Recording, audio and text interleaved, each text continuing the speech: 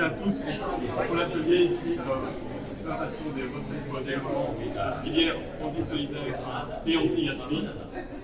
Un atelier que j'ai le plaisir d'animer au nom de Pour la solidarité et d'accueillir les intervenants et intervenantes qui viendront vous présenter diverses initiatives, présentation par rapport justement à cette filière anti-solidaire.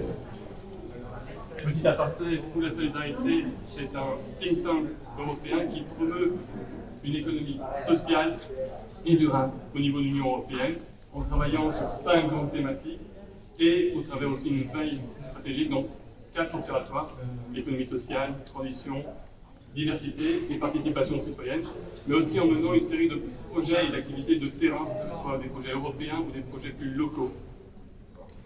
Filière anti-solidaire, pourquoi on en est arrivé à cette thématique, à ce nouveau terme, on pourrait dire, tout simplement dans une vision, on a d'un côté une nécessité au travers d'une économie circulaire qui doit se développer. Les rapports du GIEC, toute l'évolution du monde, il faut avancer vers une économie plus de la sobriété, d'un meilleur usage de ressources. Et d'autre part, une opportunité. Ce développement de l'économie circulaire offre une série d'opportunités, de possibilités d'emploi locaux, non délocalisables, pour des personnes en situation de handicap, ce qui permet, dès lors au développement de ce type de filière, de répondre tant à des problématiques du point de vue environnemental, mais aussi du point de vue social, qui touchent tous les pays ici au niveau de l'Union européenne. Petit point de mise en contexte par rapport à le gaspillage, ici principalement le gaspillage au niveau alimentaire, qui est une problématique qui, selon les dernières estimations disponibles et fiables, touche près de 17% de la nourriture, selon l'estimation du Programme des Nations Unies pour l'environnement, ou 930 millions de tonnes qui sont gaspillées. Et même selon les chiffres donnés par la FAO aussi en 2009, on est à près de 14% de la nourriture mondiale produite qui n'arrive même pas au commerce de détail. C'est une problématique qui est très importante en termes de chiffres de gaspillage alimentaire. Mais ce gaspillage alimentaire ne se limite pas juste en nourriture gaspillée. Ça a un impact économique, environnemental, en termes de pollution, et en termes de ressources naturelles. On estime à 750 milliards la perte économique liée à ce gaspillage alimentaire. On estime aussi que justement toute la pollution liée à la création de cette nourriture, cette production, pour ne pas être consommée à la fin, ça serait l'équivalent de 8 voire 10% de la production totale de gaz à effet de serre, ce qui, à l'échelle, si on regroupe ça comme un pays, serait le 3e pays le plus pollueur à l'échelle mondiale. Et en termes de ressources naturelles, on peut rendre compte que les ressources exploitées pour produire cette nourriture qui ne sera finalement pas consommée, c'est près de 6% des prélèvements d'eau et près de 30% des terres agricoles qui, du coup, produisent pour rien parce que la nourriture produite n'est pas consommée. Donc, à un moment, on parle d'indépendance alimentaire, de sécurité alimentaire, notamment avec la crise en Ukraine qui ramène à mettre en jachère les productions. Il est aussi intéressant de se préoccuper par rapport à la bonne utilisation des ressources alimentaires, qui est aussi un domaine d'action qui peut agir directement dans ce domaine-là. Mais au-delà de ces chiffres qui sont à l'échelle globale, mondiale, l'Europe est tout autant impactée par cette problématique. Quand on prend donc, les dernières estimations pour l'Union européenne, on est à près de 20% de la nourriture qui est gaspillée. Si on rapporte ça à la population, ça équivaut à 173 kg par an, par habitant, qui arrivent dans les poubelles. Même si l'impact est dans l'ensemble des secteurs, c'est tant au niveau de la production, de la distribution, de la transformation et du consommateur, qui a un impact à venir. Il faut que tout le monde, dans tous les secteurs, on agisse sur cette thématique pour éviter et limiter donc, les 88 millions de tonnes qui sont produites annuellement de déchets de gaspillage alimentaire en Europe. Mais toutes ces problématiques environnementales, c'est une chose. Mais nous, notre objectif, on a voulu promouvoir au travers de ce développement de filière, c'est aussi d'utiliser ce problème environnemental comme opportunité sur un enjeu social qui est la mise à l'emploi des personnes en situation de handicap. On prend en chiffre, c'est 48,7% seulement de la population des personnes en situation de handicap qui sont actives pour l'opportunité de travail, contre près de 72% pour les personnes dites valides. On est quand même dans une problématique très importante à agir. Mais face à cette problématique, les acteurs justement de l'économie sociale sont actifs à toutes les échelles, à l'échelle locale, régionale, nationale, pour justement tenter de résoudre ces problématiques et de combiner l'ensemble de ces enjeux. Dans le cadre présent, nous avons une initiative directement prenante, mais aussi on est regroupé au travers de projets européens, projets Solid Food Waste, Circularity, ou donc des activités développées par chacun des partenaires ici présents.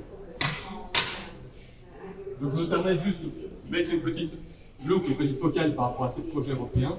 Nous avons le projet Circularity, on a voulu développer des formations pour justement les gestionnaires d'ateliers protégés, pour les sensibiliser d'une part aux opportunités liées au gaspillage alimentaire, à la mise à l'emploi de leurs personnes en situation de handicap, ce qui nous a amené à réaliser une galerie de monnaie inspirante, où au-delà des quelques initiatives que vous aurez ici, sur plus d'une dizaine d'initiatives au sein de l'Europe qu'on a identifiées qui utilisent ce gaspillage alimentaire pour pouvoir mettre à l'emploi les personnes en situation de handicap et résoudre ce problème.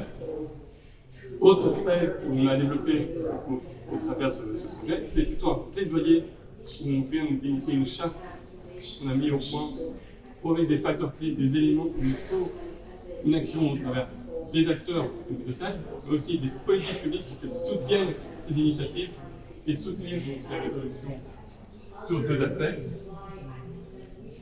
Et dernier point que je signalerai avant de céder la parole aux intervenants qui vont illustrer bien plus concrètement ce projet, c'est le réseau Solid Food Waste, qui a été développé par un autre projet où tant Aurélien que Aziz de Handicap Sans Solidarité vont revenir plus en profondeur par rapport à l'action de terrain qui se déroule à Nantes dans cette action.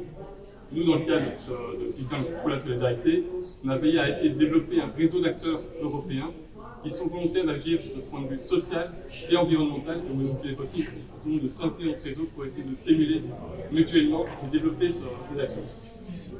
Donc au niveau de la conférence maintenant en tant que telle, pour revenir sur un point de vue pratique, cette conférence permettra dans une première de mettre en débat, mettre en réflexion les initiatives présentées par les différents intervenants.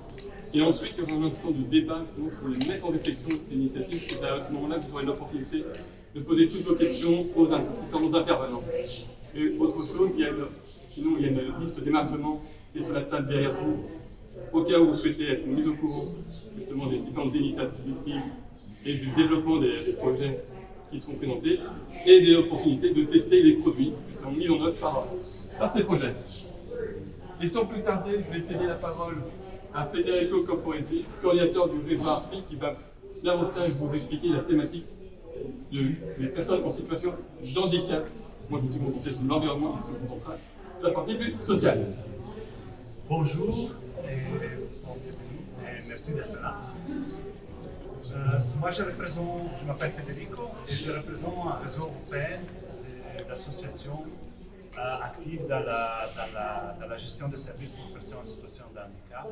Un réseau qui est actif dans la recherche, les projets en matière de... Est-ce qu'éventuellement, vous lever et vous rapprocher? Oui. Parce qu'en fait, les gens sonores à côté, je pense que tout le monde vous entendra mieux. Ok, j'imagine. Peut-être que je me mets à la place. Ou non, même avancez-vous, hein, ça sera peut-être même pas grand monde, c'est plus simple. Normalement, j'avais l'habitude du micro, sans micro, je ne oui. pas. On peut vous prêter un micro qui ne marche pas si vous voulez. Non. Non, je ne pas crier. Alors, je représente une association qui gère composée des gestionnaires de services pour les personnes en situation de handicap. Et avec l'association, on est actif dans le secteur de la recherche, mais aussi le développement de projets européens. C'est une association qui est guidée par plusieurs principes, dont le plus important que les personnes en situation de handicap doivent toujours rester acteurs de leur vie et de leurs choix. Leur intégration sociale est toujours un bénéfice pour la société globalement. Et, très important pour nous, les professionnels doivent être compétents, formés pour pouvoir donner des réponses adéquates et innovantes aux besoins des personnes en situation de handicap. Je dis ça parce que dans tous nos projets, c'est une priorité pour nous d'impliquer toujours les bénéficiaires des services. Tous les projets qu'on fait ont toujours une implication directe, active et coproductive, soit des professionnels, soit des personnes en situation de handicap et leurs familles. L'emploi pour les personnes en situation de handicap, c'est un élément crucial. Un élément crucial pour favoriser l'indépendance économique, mais aussi l'intégration sociale. Parce que c'est aussi la première démarche vers la possibilité d'une vie indépendante. Un droit qui, malheureusement, comme Alexis vient de montrer, même si c'est un droit fondamental qui est consacré d'abord dans la Convention des Nations Unies sur les droits des personnes en situation de handicap, mais aussi au niveau européen dans la Convention, dans la Charte des droits fondamentaux, c'est loin d'être une réalité parce que seulement les 50% plus ou moins des personnes en situation de handicap ont un emploi. Et à l'intérieur de ces 50%, seulement les 28% ont un emploi à temps plein. Donc c'est toujours des emplois à temps partiel. Chiffre qui baisse encore, qui baisse encore si on prend en considération les côtés féminins des personnes en situation de handicap, qui malheureusement ont toujours plus de difficultés. Et parmi les personnes les plus touchées sont ceux qui ont des handicaps intellectuels ou des déficiences. Pardon, désolé, je ne suis pas français, mon français c'est un peu. Au niveau européen international, on a un cadre juridique qui a été mis en place pour favoriser l'employabilité des personnes en situation de handicap. On a la Convention des Nations Unies, l'article 26 de la Charte des droits fondamentaux. On a une stratégie européenne qui vient d'être adoptée il y a un an, le socle européen des droits sociaux et la directive 2078. La Convention des Nations Unies, c'est l'élément, le fond fondamental, parce que c'est une convention qui a été signée par tous les États membres de l'Union européenne et par l'Union européenne quand-même. Et dans son article 27, reconnaît les droits au travail libre et accessible pour les personnes en situation de handicap, mais aussi avoir des aménagements raisonnables sur le lieu de travail pour favoriser le travail et pour avoir des conditions de travail similaires à celles des personnes qui n'ont pas. Ensuite, on a l'article 26 que je viens de nommer de la Charte des droits fondamentaux qui encore reconnaît au niveau européen les droits des personnes en situation de handicap à des mesures qui puissent favoriser leur inclusion socio-professionnelle. Et c'est aussi en s'inspirant à cet article, mais à la Convention des Nations Unies, que l'Union européenne s'est dotée tout d'abord en 2001, mais après en 2010, mais récemment en 2021 avec la nouvelle version d'une stratégie européenne. Stratégie européenne qui essaie de guider, et essayons de mettre nous la Convention des Nations Unies, essaie de guider l'action des États membres et des institutions européennes en favorisant l'inclusion socio-professionnelle des personnes en situation de handicap.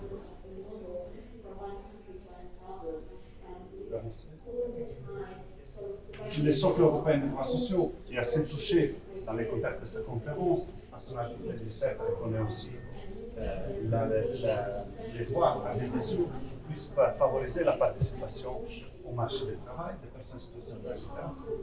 Et plus techniquement, disons, on a la directive 2078 qui a créé un cadre général contre les discriminations sur le lieu de travail et pour favoriser l'égalité des chances sur le marché du travail. Or, toutes ces normes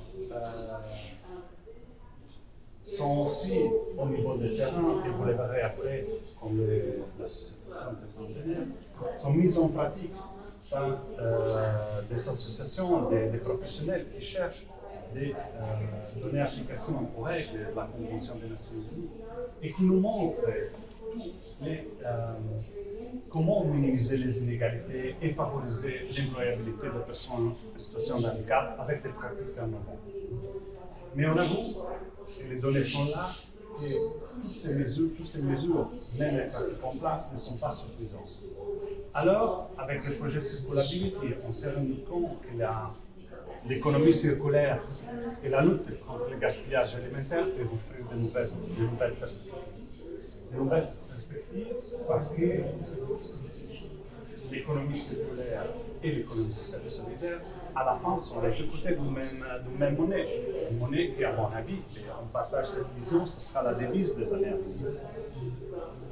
Et alors, il faut se rendre compte que les entreprises de l'ESS sont à l'avant-garde quand on parle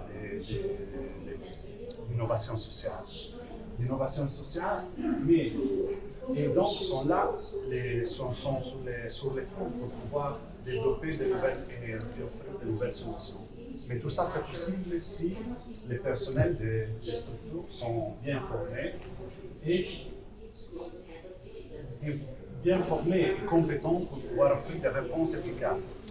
Et c'est pour ça qu'avec notre projet Circularity, comme il a été déjà signalé, on est en train de travailler sur une formation qu'on considère une qualité pour les prestataires de services, pour le développement d'activités économiques et réduction du gaspillage alimentaire. Et on espère pouvoir tester bientôt et bien aussi les pratiques partagées. Merci beaucoup.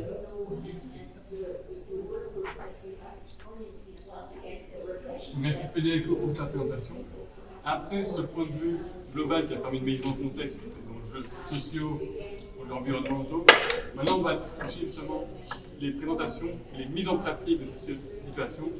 Et je vais donc céder la parole à Aurélien de HTS qui va vous présenter plus concrètement justement le projet que j'ai déjà cité sur les food waste et ce que ça permet de développer réellement à l'échelle de monde. Bonjour à tous, merci beaucoup d'être présents pour ce workshop.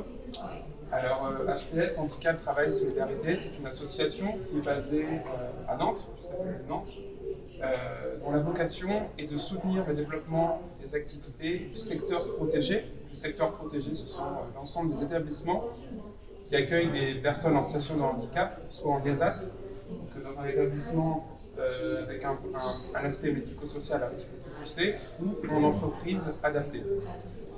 Nous sommes 13 personnes chez HTS, dont 7 salariés, et nous portons 5 projets. On a un ensemble de projets qui s'appelle donc Soli étudiant, Soli stage. On met en relation les étudiants du supérieur avec les ESAT et entreprises adaptées, que ce soit à travers un challenge annuel qui va récompenser des idées innovantes ou dans la proposition de stages d'étudiants dans les ESAT. On a également un réseau de bénévoles, les ambassadeurs anti-managers, qui vont les sensibiliser dans le monde de l'entreprise, dans le monde du supérieur, enfin, dans des acteurs, on va dire, de la société civile. On a ensuite un projet qui s'appelle SoliShop, qui est une marketplace en ligne. C'est l'Amazon, on peut dire, du produit Handi Solidaire, qui recense un éventail assez large de produits qui sont fabriqués en ESAT. Ça va du foie gras au champagne, en passant par le matériel informatique. Et le projet Solid Food Waste qui nous réunit aujourd'hui.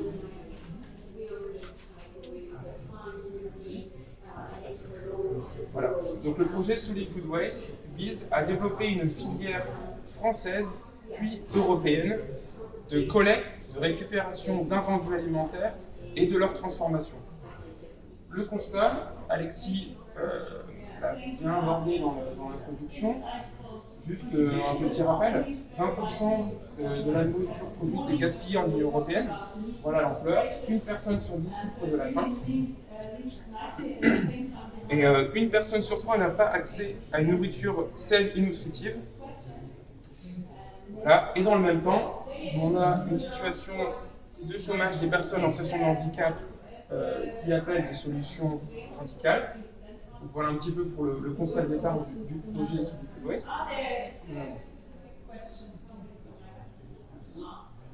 Donc nous, chez HTS, on ne travaille pas tout seul évidemment, on est parti de 2 projets existants qui s'appellent Solipain et Solifruits. Solipain, c'est la récupération du pain qui est invendu, donc soit il a été surproduit par des supermarchés ou par des industriels, soit il n'a pas été vendu en fin de journée. Ma collègue Azilis vous expliquera en détail opérationnel comment on récupère le pain, comment on le valorise vers des personnes en situation de handicap. Donc, je vous fais la présentation générale. Le deuxième projet, c'est Solifruits. C'est la même chose, mais sur les fruits et légumes. Comment on récupère des fruits et légumes, on les transforme. On a commencé en 2018 par des pilotes à petite échelle dans un ESAT qui est situé au sud-ouest de Nantes pour le pain et un ESAT qui est situé entre Rennes et Nantes pour les fruits et légumes. Et on a eu la chance d'obtenir un financement du programme européen LIFE pour l'environnement et le climat en 2019, d'où le nom du projet Solid Food Waste, et qui va nous accompagner pour établir un changement d'échelle dans cette pratique. Donc, en gros, le projet Solid Food Waste, ça part d'abord d'acteurs qui vont nous faire des donations de pain, de fruits et légumes invendus. À la base, on travaillait surtout avec des supermarchés, où on travaille encore ponctuellement avec eux, Auchan, Carrefour. Voilà, ça peut être aussi des grossistes, des distributeurs et des producteurs. Voilà, nous, dans le cas de Solid Food Waste, ça a été d'abord les supermarchés et ensuite un industriel qui fabrique du pain, près de Nantes, mon collègue vous en dira un petit peu plus, et des coopératives fruitières. Une fois qu'on a assuré des dons, il faut organiser une logistique de collecte pour aller chercher ces dons et les ramener sur le lieu de production. Une fois qu'on les a ramenés sur le lieu de production, donc dans les ESAT, ils sont transformés surtout aujourd'hui en cookies. Donc là, vous en avez ramené, on discute, en déguster. Donc en fait, voilà, le pain est séché, broyé, cela crée de la farine qui est incorporée dans la recette. Et pour les fruits et légumes, c'est notamment des productions de confiture, de soupe, de purée. Une fois que ces produits sont transformés, pour les emballer, les conditionner, nous, on a fait le choix du vrac. Donc dans les ESAT, les personnes en situation de handicap, après avoir participé à la production de nourriture, assurent le conditionnement en vrac. Ensuite, il faut assurer l'expédition et la vente de ces produits. Aujourd'hui, on a environ 40 clients sur la métropole nantaise, épicerie fine, en vrac, supermarché et centres de loisirs notamment. Les ambitions du projet Solid Food Waste sont évidemment de prouver qu'on peut développer une filière de récupération, de transformation et de vente à partir d'un ventre alimentaire. Également de sensibiliser à la réduction des déchets. Dans le projet, on a des collègues qui vont aller dans les écoles, près du territoire où nos locaux sont situés, et sensibiliser les enfants au gaspillage alimentaire et au handicap à travers des jeux de cartes, des jeux de loi, un jeu de rangement du frigo, un jeu de rôle, un ensemble d'outils. Évidemment, le maintien de la création d'emplois est au cœur du projet. Donc, ma collègue vous expliquera qu'il y a environ 10 à 15 personnes en situation d'autisme qui produisent des cookies chaque semaine. Ensuite, il y a un volet, on va dire, social, puisqu'on s'est engagé à reverser 1% de nos bénéfices aux ONG. Ensuite, de prouver qu'on veut développer une logistique de collecte qui tend vers le zéro pollution. Pour en discuter après, c'est très compliqué dans la pratique quand les volumes ne sont pas forcément hyper importants, d'utiliser des véhicules verts, d'optimiser des logistiques de collecte. Les invendus, ça demande vraiment une logistique de collecte qui est assez poussée. Donc, Solid Food Waste, c'est un projet européen. On est 5 dans le partenariat. Notre association assure le pilotage global, technique et financier, le développement des prototypes à petite et grande échelle. Donc, on appelle petite échelle, ça va être dans les ESAT, avec des équipes un peu plus réduites, et grande échelle, on est en train d'acquérir un bâtiment de production pour pouvoir passer à un changement d'échelle. Ensuite, on s'occupe de la communication externe, des actions de sensibilisation. Notre deuxième partenaire est l'ESAT Sésame Service, qui lui a été créé en 1993, qui accueille 82 personnes en situation majoritairement d'autisme, qui est une structure de mise au travail, une structure médico-sociale. qui organise son activité autour de 5 ateliers. Un atelier pâtisserie, dans lequel on produit nos cookies, un atelier de restauration, donc qui font des prestations de catering à l'externe, un atelier de coupe d'espaces verts, un atelier de service aux entreprises, donc ça va être des demandes ponctuelles d'entreprises pour faire du packaging, pour faire des fascicules, des choses comme ça, et un centre équestre. Sésame Service, dans le projet, nous aide également à adapter les postes de travail aux personnes en situation de handicap. La production alimentaire peut créer des gestes répétitifs qui peuvent être d'autant plus douloureux pour des personnes qui ont d'autres troubles. Et donc, il nous aide à adapter nos méthodes de travail à ces handicaps. Et il nous aide aussi à développer des nouvelles recettes. Notre troisième partenaire est Polytech Angers, qui est l'école d'ingénieurs de l'université d'Angers. On a la chance d'avoir 5 chercheurs qui travaillent avec nous au quotidien, des chercheurs de l'économie sociale, des chercheurs spécialisés en analyse de cycle de vie, en innovation, en qualité, et notamment une doctorante qui travaille à temps plein sur le projet, qui elle coordonne la mesure d'impact environnemental, social et économique du projet. Comme beaucoup de projets européens, on doit prouver que l'argent qu'on reçoit est bien utilisé, qu'il bénéficie au public cible. Donc, Polytech nous aide à réaliser ces mesures d'impact. Notre quatrième partenaire se nomme Travi, Travail et Vie, qui est situé à Bruxelles, qui est la plus grande entreprise de travail adapté belge. Donc, ce qu'on appelle ESAT en France. En fait, l'entreprise de travail adapté en Belgique est un peu un mix entre un ESAT et une entreprise adaptée en France. C'est les mêmes lieux. C'est donc la plus grande. Ils sont 335 travailleurs en situation de handicap et 70 encadrants. Ils ont 150 clients sur leur activité qui sont en grande partie du conditionnement, du packaging, de la logistique, mais également de la production alimentaire. Ils ont une expérience de revalorisation d'invendus, de fruits et légumes, de production de soupe pour les magasins farm, certains les connaissent à Bruxelles.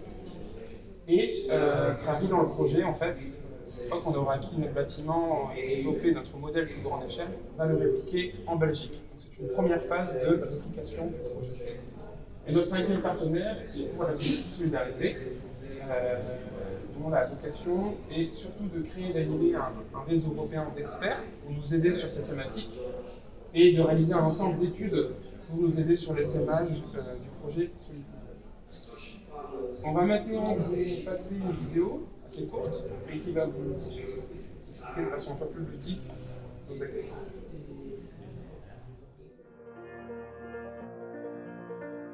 Solifood est un projet qui vise à créer une filière de réduction du gaspillage alimentaire tout en créant également des emplois pour les personnes en situation de handicap. L'objectif, c'est de revaloriser les fruits et le pain invendus en produits transformés, donc en cookies, en confiture, compote, etc. Nous revalorisons les produits en ESAT. Donc les ESAT, ce sont des établissements de services et d'aide par le travail. L'ESAT Sésame Service accueille des personnes en situation d'autisme. Et aujourd'hui, on a 12 travailleurs en situation de handicap, accompagnés par 2 moniteurs qui travaillent environ 3 jours par semaine à la fabrication des cookies.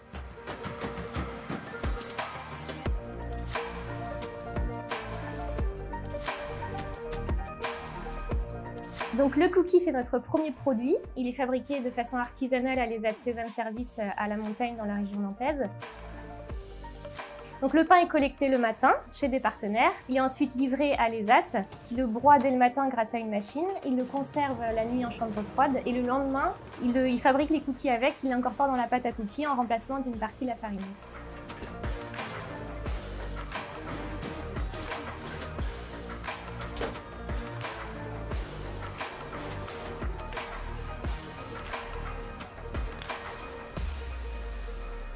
Nous vendons nos cookies sous la marque Anso et ZD, donc qui signifie Anso, Handi solidaire et ZD zéro déchet. Et c'est en fait des pains invendus qu'ils fabriquent.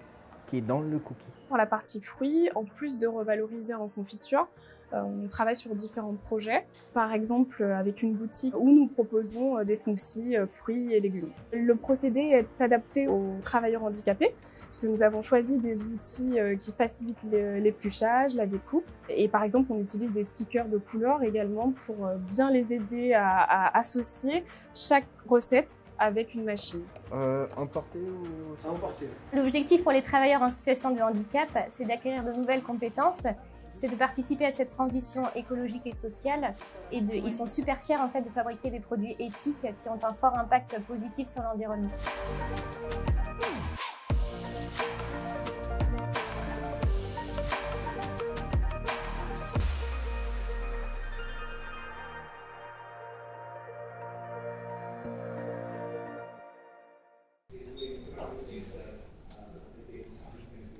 Moi, je vais rentrer un petit peu plus dans le concret, sur les 5 types d'actions que fait le projet. C'est notamment une action de sensibilisation, la production des actes sur la vidéo, des actions de marketing, commercialisation, des actions d'accompagnement de projet et enfin des actions d'internalisation de la production. Donc à chaque fois, je vais illustrer avec des exemples vraiment concrets de ce qu'on fait au quotidien et dans lesquels on est très impliqué dans notre travail quotidien. Pour les actions de sensibilisation grand public, on a créé deux gros projets. Le premier, c'est, comme on l'a vu dans la vidéo, c'est une boutique anti-gaspi, anti-solidaire qui est située à Nantes dans un centre commercial. C'est l'association HTS qui l'a créée en octobre 2020. Aujourd'hui, elle est gérée par la DAPEI 44, qui est une grosse structure de handicap de la région. Et en fait, l'idée, c'est d'utiliser cette boutique comme une passerelle en fait, vers le milieu ordinaire. Donc il y a 5 personnes en situation de handicap qui y travaillent, encadrées par 2 salariés du milieu ordinaire. Et donc ça sert en fait à former les travailleurs en situation de handicap pour qu'ils puissent être inclus dans le milieu ordinaire par la suite. Et l'action anti-gaspi qu'on les aide à faire là-bas, c'est de récupérer les invendus du Carrefour qui est à côté dans la galerie. Notamment les invendus de fruits et légumes qui vont transformer sur place à la boutique en produits assez simples comme des jus, des compotes qui vendent sur place. Et notre deuxième projet qu'on a fait l'année dernière, pendant 2 mois, c'est un partenariat avec un Auchan qui est proche de notre asso. En fait, pendant 6 semaines, tous les mercredis après-midi, on s'est rendu sur place pour encadrer donc 5 travailleurs en situation de handicap. Pour en fait fabriquer dans l'atelier boulangerie du Auchan qui n'est pas utilisé l'après-midi, fabriquer des cookies, des muffins, des salades de fruits, des jus qu'on vendait directement aux clients dans un petit corner snacking sur place. Et l'idée avec ces 2 projets, c'est, outre les ventes que ça génère, c'est plus de la sensibilisation en fait pour que les travailleurs en situation de handicap, je vais dire maintenant les PESH, c'est-à-dire personnes en situation de handicap, c'est pour pas répéter tout le temps, pour que les PESH soient vraiment en contact avec le public et qu'ils puissent échanger directement avec les gens et puis puissent parler à la fois de l'anti-gaspi, des produits handifabriqués, donc pour avoir les 2 volets de sensibilisation. Les actions de production des actes, donc ça c'est vraiment mon travail au quotidien parce que je travaille en R&D production. Comme on l'a vu dans la vidéo, c'est un exact à la montagne qui fabrique nos boutiques de manière artisanale. Donc on a une équipe de 10 à 12 travailleurs qui travaillent 2 à 3 jours par semaine, encadrés par 2 moniteurs qui sont des pâtissiers de. On fait à peu près 2000 cookies par jour. Ça représente à peu près 20 kg de pain qu'on collecte et qui est revalorisé par semaine. Donc on a un fournisseur de pain en fait, qui est un industriel qui fabrique du pain pour les cantines scolaires et qui a toujours du gaspillage parce qu'en fait ils sont obligés de faire des surplus de production et ils ont toujours des dizaines et des dizaines de kilos de pain qui pourraient être gaspillés toutes les semaines. Donc nous on vient les collecter, on les livre à l'ESAT et les travailleurs eux font vraiment toute la production et le conditionnement. Et l'idée c'est vraiment c'est un partenaire, donc vraiment de co-construire avec eux. On a fait toutes les R&D, les recettes, le process avec eux. On a aidé à la montée en compétence des travailleurs pour qu'ils soient aptes à fabriquer, à apprendre tous les gestes. Et on travaille aussi en R&D pour faire des nouveaux produits à base de encore plus d'invendus pour mixer les pains et les fruits pour avoir donc des produits encore à plus fort impact en fait. Et on travaille aussi avec un ergonome sur place, avec un groupe de travail pour améliorer les conditions de travail. Parce que comme l'a dit Aurélien, la pâtisserie, ça demande beaucoup de gestes répétitifs, beaucoup de portes de charge lourdes. Dans un ESAT, c'est pas évident, il faut les accompagner, penser à du nouveau matériel plus adapté. Voilà, donc depuis le début du projet, on a revalorisé à peu près 2 tonnes de pain. Donc, pour vendre nos produits, on a créé une marque de commercialisation qui s'appelle Anso et Bébé, en isocère. C'est l'idée vraiment de créer une marque assez ludique en fait, pour porter le handicap et le gaspillage alimentaire, qui sont deux sujets assez lourds, pour les porter de manière assez légère et, auprès des consommateurs. C'est une marque assez familiale. On a créé 2 petits personnages, Anso et Bébé, la baguette et la poire. C'est pour avoir 2 petits personnages qui sont vivre un peu de ces choses-là. On a une vingtaine de points de vente sur la région nantaise. Et nos clients, comme l'a dit Aurélien, on a à la fois des épiceries vrac, on privilégie vraiment le vrac pour la vente, des épiceries fines, pas mal de centres de loisirs qui sont des clients. Et on est en phase de test aussi en grande distribution dans un Auchan et un Carrefour pour tester justement le produit, donc là qui est en sachet, en vrac. Auprès des consommateurs grand public et puis faire découvrir ce que c'est un produit anti-fabriqué et un produit anti-gazé. En termes de communication, on a eu beaucoup, surtout avec les projets de sensibilisation, pas mal de retombées presse. On a eu un gros reportage sur France 3 qui est très bien sur le border. On a beaucoup de communication sur nos réseaux sociaux, dans la presse locale, pas mal de passages en radio. Ça assure un peu le personnel de la marque et puis le projet surtout en local. Alors, on travaille aussi sur des actions d'accompagnement de projet, notamment auprès des ESAT. Donc là, on a 2 exemples assez concrets. Il n'y a pas longtemps, on a noué un partenariat avec des ESAT qui s'appellent les ateliers du Prat à Val dans le Morbihan.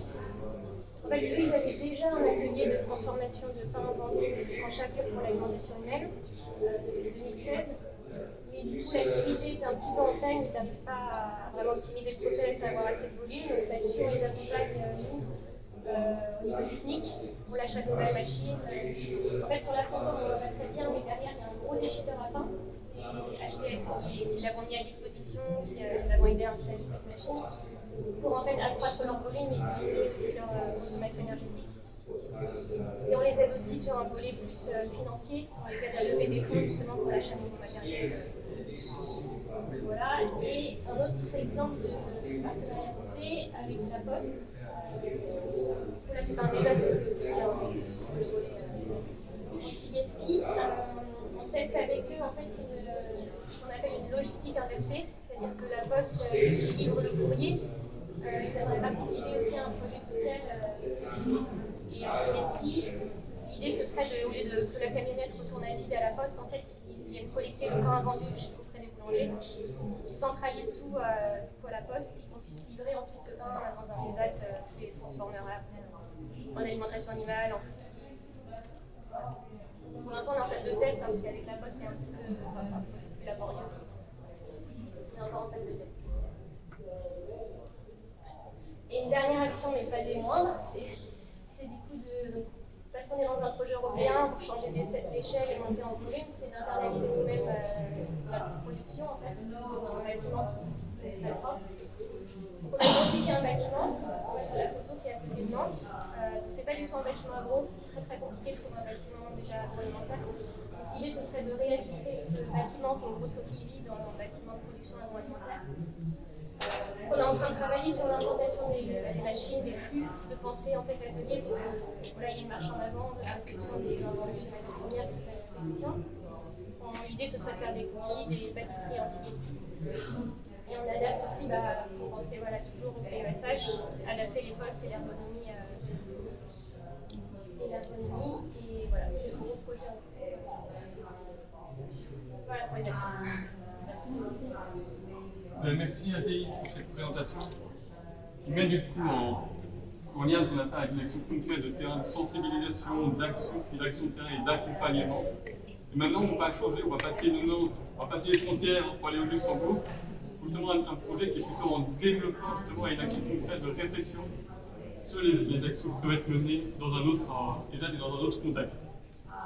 Bonjour, enchantée, moi c'est Laura, donc je travaille au Tri-Centenaire. Comme vous voyez, en fait, on appelle le tricentenaire un groupe parce qu'on se compose de plusieurs entités. Donc moi, je travaille par exemple dans l'ASBL, qui est aussi notre cœur de métier, l'accompagnement des personnes en situation de handicap, que ce soit dans nos structures d'hébergement, accueil de jour, accueil temporaire. Et puis on a une autre entité juridique, les ateliers du tricentenaire, qui sont une coopération, chez nous au Grand-Duché, donc les ESAT, ce sont les ateliers d'inclusion professionnelle. Et c'est ce domaine-là que je vais vous présenter aujourd'hui avec les différents projets qu'on a réfléchis pour participer à cette lutte contre les déchets alimentaires. Voilà, aussi, voilà, juste c'était important pour nous aussi d'identifier le tricentenaire en tant qu'organisation pour des personnes en situation de handicap et que c'est important aussi de pouvoir voir au-delà. Donc, par exemple, grâce à ce partenariat européen, de pouvoir profiter des compétences d'expertise comme celui de Waste ou également d'être dans le réseau ARFI pour profiter des échanges européens et de ce qui se fait chez nos pays voisins. Comme on a la France, la Belgique et l'Allemagne à côté, on peut aussi bien profiter de ces opportunités. Donc les ateliers du tricentenaire, qu'est-ce que c'est en concret? Donc on offre 60 places de travail au sein de nos ateliers. Donc ce sont des personnes qui présentent un handicap, soit un handicap physique avec des troubles associés, ou tout simplement des personnes qui, suite à une maladie ou un accident de vie, n'ont plus la possibilité d'intégrer le marché ordinaire et sont donc orientées chez nous. Les ateliers, ce sont différents ateliers de travail, donc différents ateliers de production. On a la vente des prestations externes, c'est-à-dire c'est un atelier qui propose tout ce qui est gestion par exemple de mailing ou pour les firmes où on va mettre des courriers dans des enveloppes, tout ce qu'il faut par exemple envoyer en grande quantité. Et cet atelier travaille, donc tous les ateliers travaillent aussi en collaboration les uns avec les autres, a aussi un grand champ d'action par rapport à notre chocolaterie où ils font également par exemple des emballages personnalisés pour les clients. Puis on a également l'atelier conditionnement de thé et épices. Donc c'est un atelier où on conditionne du thé et des épices au sein de l'atelier. Donc tout est fait manuellement. Donc là vous verrez après aussi sur les petits présentoirs les petits sachets de thé qui sont emballés et puis aussi plus humains. On a également l'imprimerie digitale, donc tout ce qui est petite impression, carte de visite, flyers, posters, rapport d'activité, mais également pour des personnes privées, pour des événements, mariage, baptême, remerciements, donc tout ce qui est beaucoup encore utilisé au niveau papier, où on essaye aussi de travailler là au niveau responsable et utiliser du papier éco-responsable. Et puis notre chocolaterie artisanale, donc là tu peux continuer, où je mets plus le focus parce que c'est dans cet atelier où on a plus la possibilité de travailler dans la gestion, réduction des déchets alimentaires. Donc par exemple, ici des petits exemples dans la production, et on produit beaucoup sur l'année, on produit de 17 à 18 tonnes de chocolat sur l'année. Donc il y a dans une première étape de la production tout ce qui est récupération de chutes de chocolat qu'on peut réutiliser dans la tempéreuse pour refaire soit des tablettes, des pralines, etc.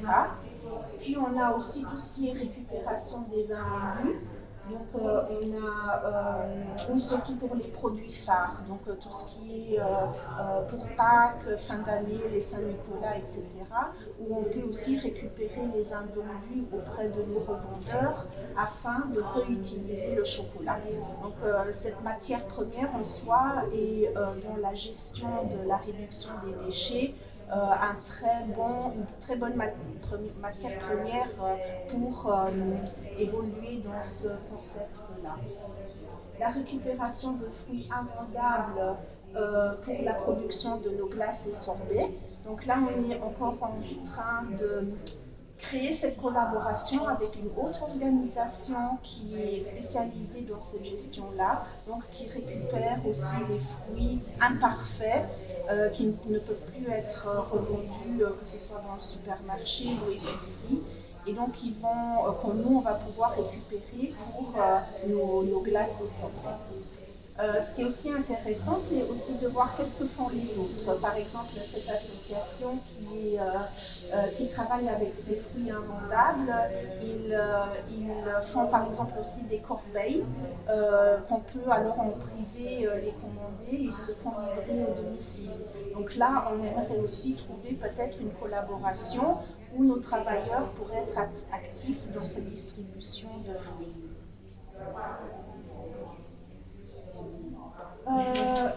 Ça nous semblait aussi être important de dire voilà, on est dans les réflexions pour réduction de la gestion des déchets alimentaires et en même temps on essaie aussi d'être éco-responsable dans l'emballage. Donc c'est en fait pour avoir un système et une vision globale de toute cette problématique des déchets.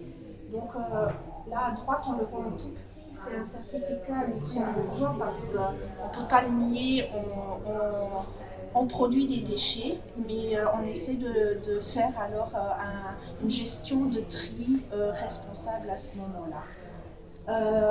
Les photos aussi pour montrer dans l'emballage ce qu'on essaye de faire, par exemple comme vous le voyez, la boîte métallique, pour que les clients ils puissent venir acheter leur chocolat, leur praline et utiliser cette boîte et ainsi éviter nos ballotins en plastique ou de nouveau avoir des déchets au niveau de l'emballage.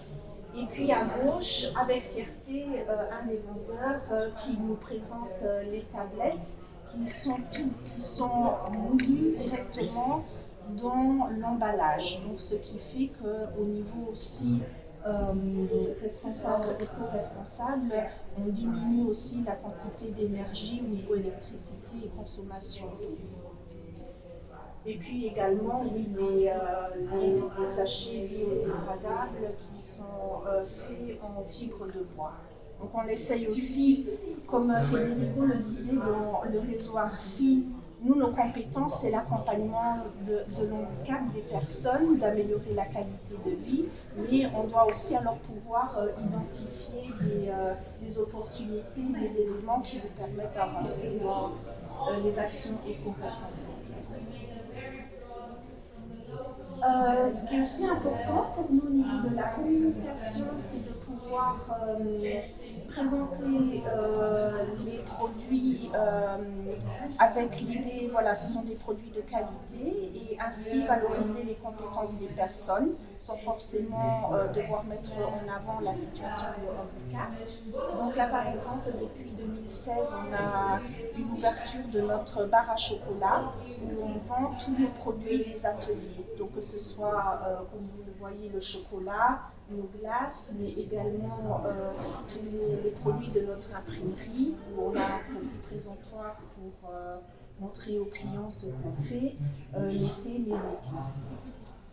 Pour nous aussi, la possibilité de pouvoir intégrer les personnes qui travaillent dans les ESAT sur le marché ordinaire.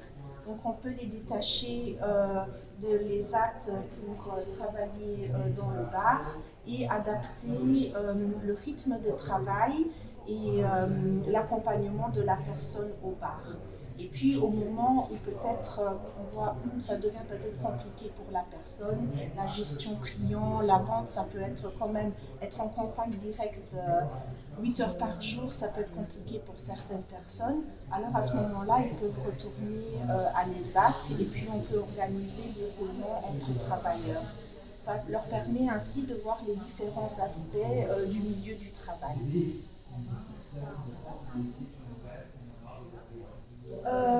Oui, on a aussi parlé de communication, de pouvoir valoriser les compétences des personnes par une communication externe. et en même temps aussi sensibiliser sur l'éco-responsable voilà, tout ce qu'on met en place dans nos ateliers. Donc ça passe par des reportages radio, des articles dans la presse et également ce qu'on organise régulièrement, ce sont des visites dans nos ateliers. Donc on a souvent des firmes qui organisent des journées pour leurs salariés et qui demandent alors à venir visiter nos ateliers. Ce qui permet d'un côté de promouvoir nos produits et en même temps les travailleurs participent à la visite. Ils présentent leur travail, ils présentent les processus de production et c'est aussi très valorisant pour eux d'avoir cet aspect-là dans le cadre de leur travail. Après, bien sûr, je pense que tout le monde aujourd'hui, également dans les réseaux sociaux, où là on est plus dans la publicité donc de nos produits. Notre projet de réhabilitation de café de village, donc c'est un projet de partenariat avec une de nos communes où on a également déjà une structure d'hébergement et c'est en collaboration avec la commune où ils aimeraient faire revivre ce café, donc qu'il soit déjà reconstruit et donc là l'année passée on a signé le bail amphithéotique avec la commune et là pour l'instant le projet est passé à la commission des bâtisses pour avoir l'accord pour le soutien et le cofinancement de l'État. Donc c'est des projets aussi qui durent. L'année passée on a été aussi donc c'était aussi une zone inondable où on a eu des grands dégâts et le projet a dû être réfléchi et pour qu'il soit accepté par l'Agence nationale des eaux. Donc c'est aussi des impacts où on n'a pas forcément, on ne s'attend pas et ce qui génère aussi un surcoût au niveau dans la construction du projet.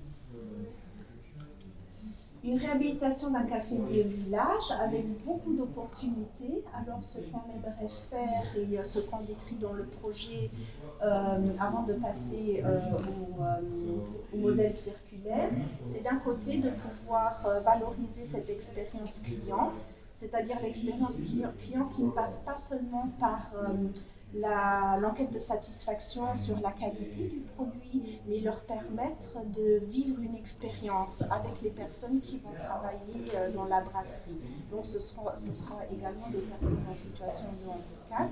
Et donc là, l'idée de mettre en place des ateliers pour brasser sa propre bière.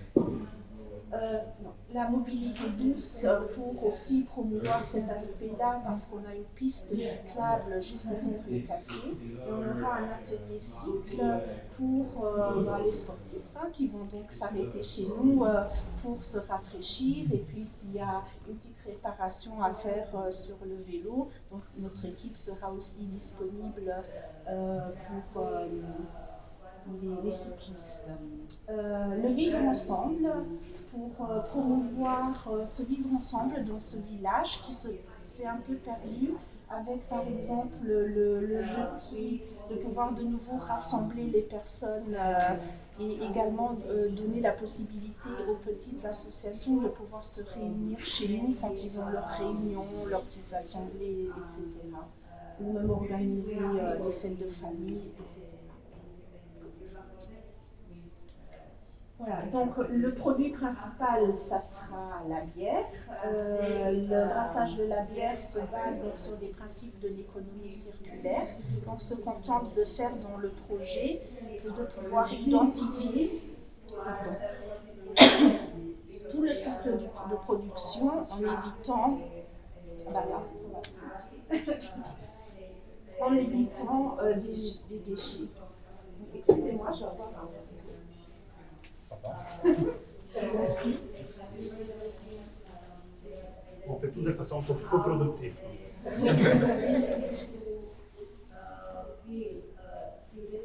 Voilà, merci. Ça va mieux.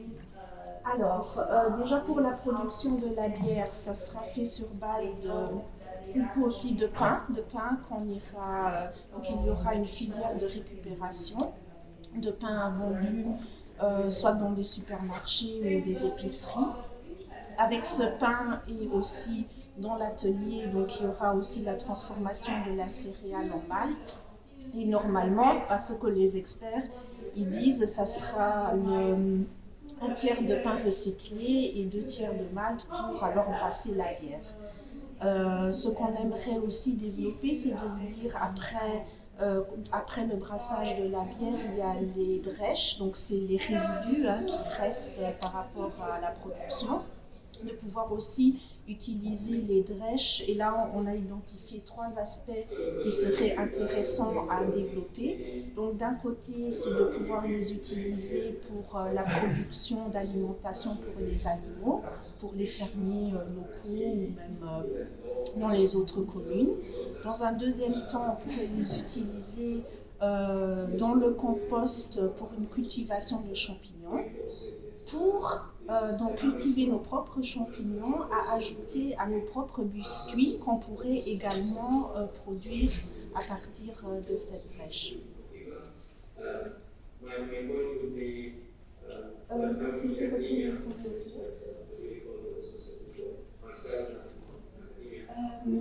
C'est aussi important, donc là, dans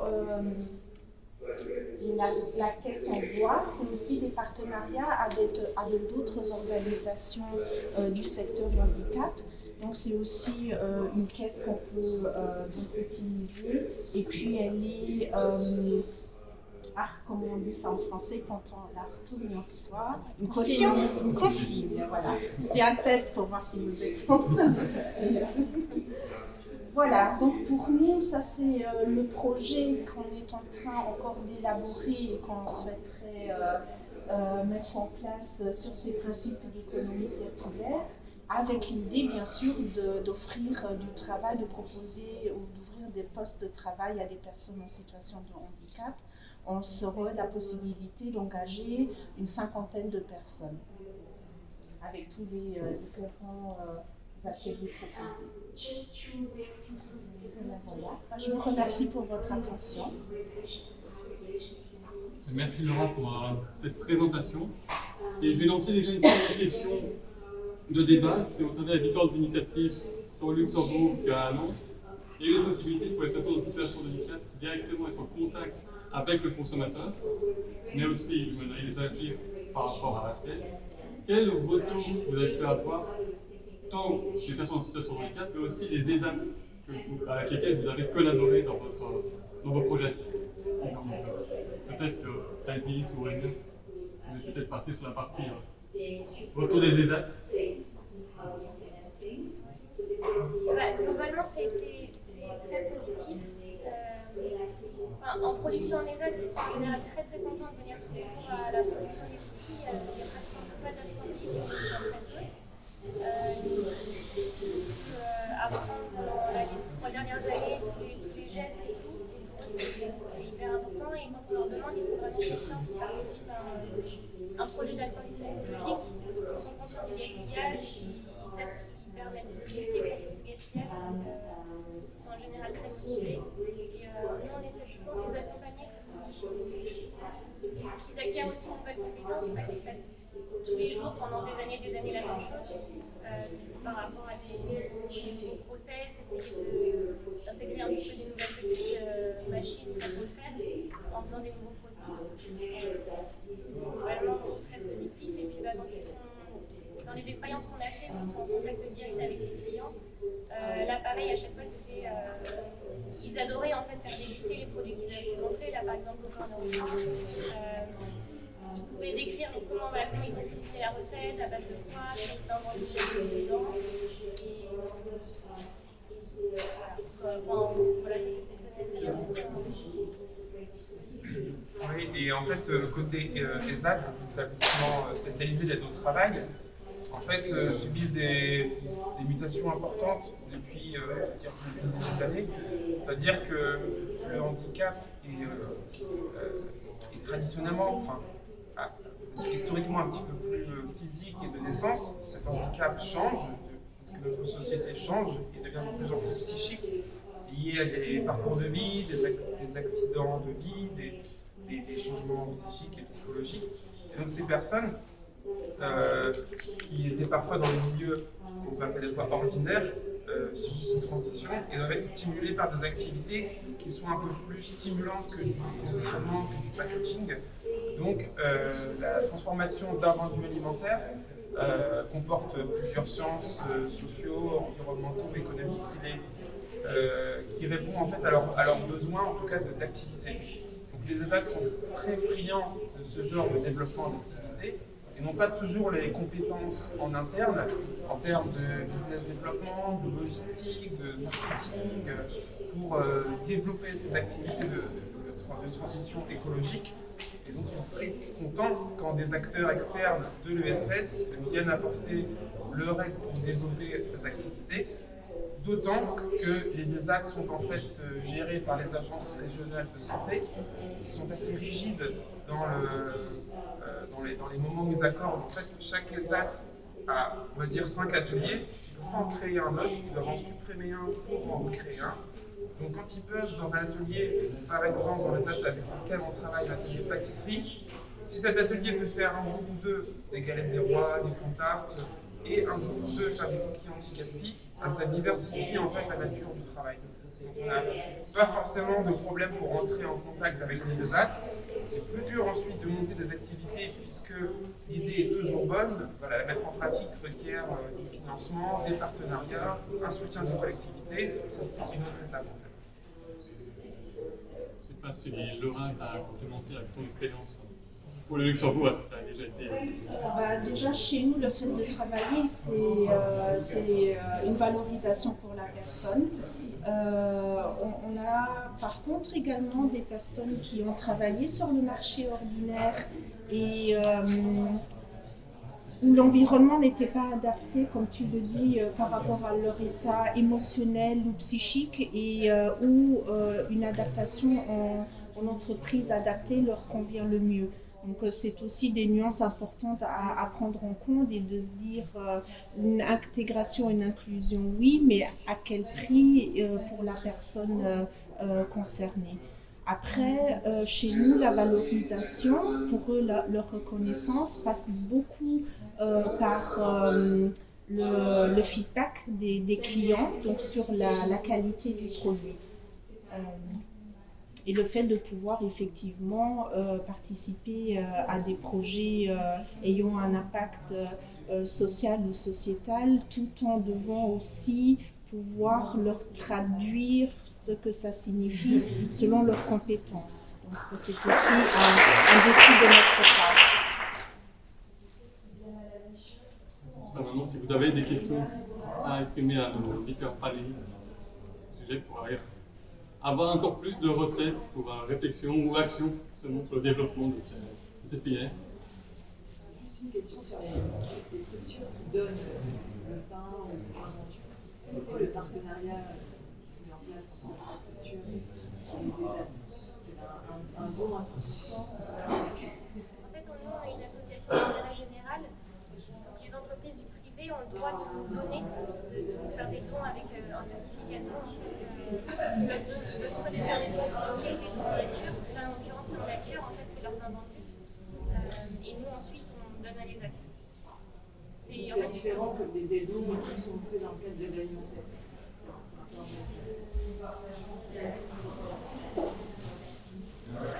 Dans le même cadre, Ouais. c'est une association qui récupère des invendus de manière gratuite.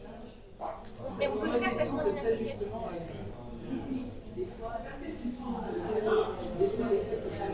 mettre des choses en place anti-gaspi et avoir des conséquences sur les dons à l'alimentaire. Vous voulez dire, est-ce qu'on entre en concurrence avec les associations en concurrence, ça peut court-circuiter peut-être des logiques de dons alimentaires qui étaient déjà en place. Je sais que nous, on l'a vu sur notre territoire, les anti-gaspi qui sont louables, qui mettent des barrières à certains approvisionnements, notamment de produits. Oui. Non, mais c'est une question très pertinente parce que, par exemple, on travaille avec la Banque alimentaire des Pays de la Loire, qui est située à Nantes, et qui, eux, voilà, c'est c'est de la récupération pour initiative 100% sociale, mais eux-mêmes, quand ils récupèrent, ont encore des invendus en fait. C'est-à-dire qu'ils récupèrent un jour, je sais pas moi, 500 kilos de kiwis, des pommes, etc. Et les associations qui viennent constituer leur panier, ensuite distribuer aux personnes dans le besoin, les paniers les constituent selon les habitudes alimentaires des personnes bénéficiaires. Des fois, ils vont pas prendre les kiwis, les pommes, le pain, etc. Et en fait, nous, on travaille sur le pain, les légumes, puisque c'est des invendus. Il y a un moment, en fait, ils vont finir en déchets. Peut-être pour les alimentations porcines, mais c'est pas une très belle valorisation, c'est plus rien. Et par exemple, l'industriel sur le pain avec du volaille, selon la nature du pain qui est invendu. De toute façon, il peut pas donner à la banque alimentaire, à Emmaüs, au Resto du Cœur. On devrait encore. Je ne sais pas si c'est clair la réponse. Il y a de la place. Oui, malheureusement, il y a trop de gaspillage pour l'instant. C'est 2,3 millions de tonnes de fruits et légumes et de pain qui sont gaspillés chaque année en France. Donc, on peut encore avoir plus de structures dans l'ESS. On réfléchit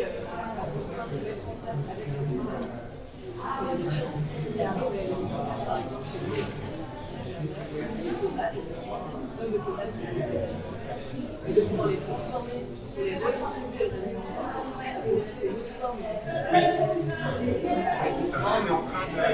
On a un rendez-vous avec la banque alimentaire là, bientôt, on est en train d'essayer de monter un projet pour que dans les locaux de la banque alimentaire, ils puissent monter une cuisine qui serait aussi une cuisine avec des personnes en insertion en situation de handicap qui pourraient travailler in situ, transformer les invendus. Là, nous, on apporterait notre expérience dans le domaine, in situ, ils puissent le faire. En fait. C'est vers ce genre de projet qu'on tend. C'est important parce qu'on n'a pas les compétences, on travaille par exemple au CCS, on n'a pas les compétences, c'est pas leur travail de faire la transformation de tomates. Ça marche très bien le gaspillage chaud.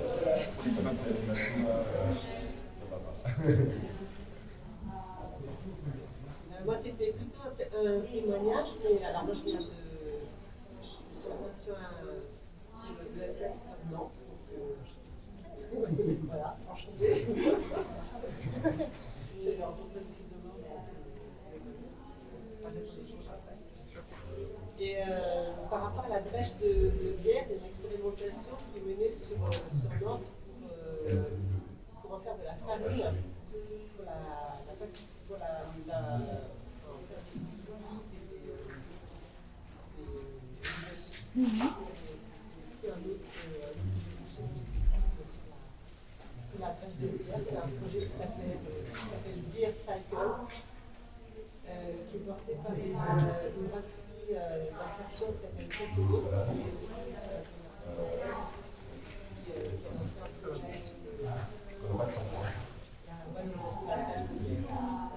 Ça tombe bien parce qu'on a une recette de cookies à base de drèche de brasserie aussi, et du coup on est en contact avec le porteur de projet Tête Haute pour justement tester la drèche dans nos cookies à Dieu.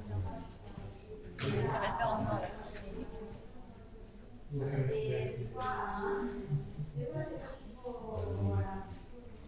Vous avez encore d'autres questions?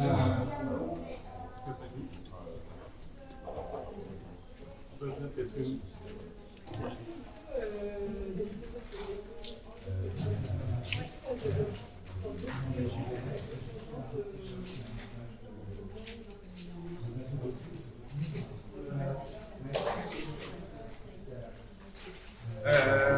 Non mais il y a d'autres initiatives dans beaucoup d'écoles françaises.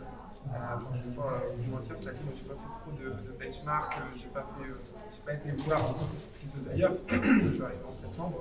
Je ne sais pas si toi tu as des exemples d'autres initiatives en France. Vous voulez dire vraiment que sur l'Andy solidaire qui allie anti-gaspi, en tout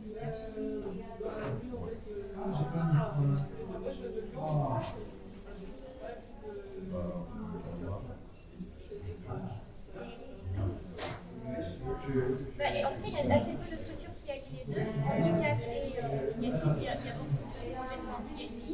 Il y a beaucoup des AT en France qui essaient de valoriser leurs produits et d'avoir de leur pour eux, souvent, c'est la commercialisation et faire connaître leurs produits auprès du public, c'est compliqué. C'est vrai que vente, qui est une épicerie en fait de produits fabriqués. Ça par contre, il y en a très peu en France. Je suis pas sûre qu'il y en ait d'autres en France en ce moment. Donc ça c'est très intéressant parce qu'il y a plein de gens qui viennent dans cette boutique, qui ne savent même pas ce que c'est un ESAT, qui ne savent pas ce que c'est un produit fabriqué en ESAT ou fabriqué. Donc là, du coup, ça permet vraiment de mettre en lumière beaucoup d'ESAT. Alors c'est surtout du Grand Ouest, les produits, mais je pense que ça, il y en a très peu. En fait, l'activité alimentaire dans les ESAT, c'est assez courant. Il y a beaucoup d'ESAT qui font du catering en prestation externe. Mais le fait de faire la transformation en distribution alimentaire à partir d'un vendu, c'est assez innovant. C'est aussi ça, après le rôle des réseaux qu'on a montré, mais aussi des projets, c'est aussi de favoriser une certaine, pas seulement contamination positive, parce qu'en effet, il y a de nouvelles pratiques qui viennent d'être développées et au moyen de ce type d'échange, d'autres associations viennent découvrir d'autres expériences et d'essayer de les mettre en place dans leur contexte. Il y a des législations qui ne sont pas les mêmes dans tous les pays. La récupération alimentaire, dans certains pays, on peut le faire. D'autres pays, la transformation n'est pas encore autorisée parce qu'il y a des risques sanitaires. Mais ce type d'échange permet de découvrir de nouvelles pratiques. De nouvelles pratiques peuvent être portées à l'attention des décideurs politiques à tous les niveaux et comme ça changer et favoriser une diffusion de ce type de pratiques qui pour l'instant reste encore local, mais qui a le potentiel de se diffuser énormément. C'est arrivé déjà, nous, les structures, avaient déjà des activités de bar, des restaurants, qui utilisaient les produits dans les circuits locaux. Et d'autres, grâce à des visites, d'autres structures ont découvert ça et l'ont mis en place sur l'île de Majorque ou dans la province de Manzana en Espagne. Donc j'espère que ça peut être la même chose avec ce type de projet. Pour vous rassurer, on respecte aussi les normes d'hygiène et de sécurité. C'est assez strict hein, quand même. On a des contrôles publics. Non, mais effectivement, quand on a fait la guide tout au début du projet, on s'est rendu compte qu'on n'avait pas les mêmes. Par exemple, en Italie et la France, il y avait beaucoup de différences parce qu'on ne pouvait pas mettre en place le même. En Italie, on ne pouvait pas mettre en place la même chose qui était autorisée en France à l'époque. À mesure les choses évoluent. Il y a un masse d'évolution des législations au niveau européen qui n'ont pas de handicap et d'un vendu alimentaire. On remarque qu'il y a énormément de diversité justement entre les pays sur ce qui est possible, ce qui n'est pas possible. La revente, par exemple, d'un vendu n'est pas possible dans certains pays. Il faut juste recevoir les produits, il ne faut parfois pas les transformer. L'emploi de personnes en situation de handicap aussi est réalisé de manière différente en fonction des pays. Le système d'ateliers protégés des AT qui est en France, Belgique, Luxembourg n'est pas existant dans l'ensemble, par exemple, de l'Union européenne. Donc c'était une des thématiques effectivement qu'on a été amené à découvrir, à vraiment montrer ce papier au travers des projets qu'on a menés. Justement présenté ici le Solid Food Waste, les Circularity, c'est présent ici. La chance de pouvoir travailler en réseau européen, comme l'expliquait Federico, par exemple, une structure en Catalogne qui s'appelle AMPANS, qui a tout un ensemble de foyers d'accueil et d'hébergement de personnes en situation de handicap, des ateliers de travail, qui produisent de l'huile d'olive, de l'épicerie sèche. Là, on est en contact avec eux pour leur aider à faire une étude de faisabilité sur la récupération de leurs invendus. Ils ont une production maraîchère, ils ont tout ce qui est huile d'olive, comme je vous ai dit. Et donc là, c'est aussi l'opportunité de pouvoir un peu essaimer dans d'autres pays.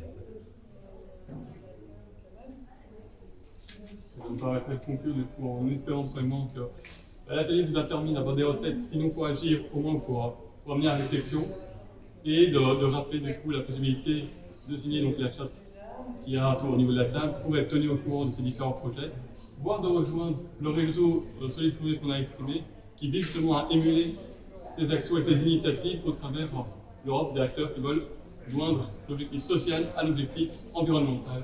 Et je vous remercie pour votre écoute. Merci beaucoup.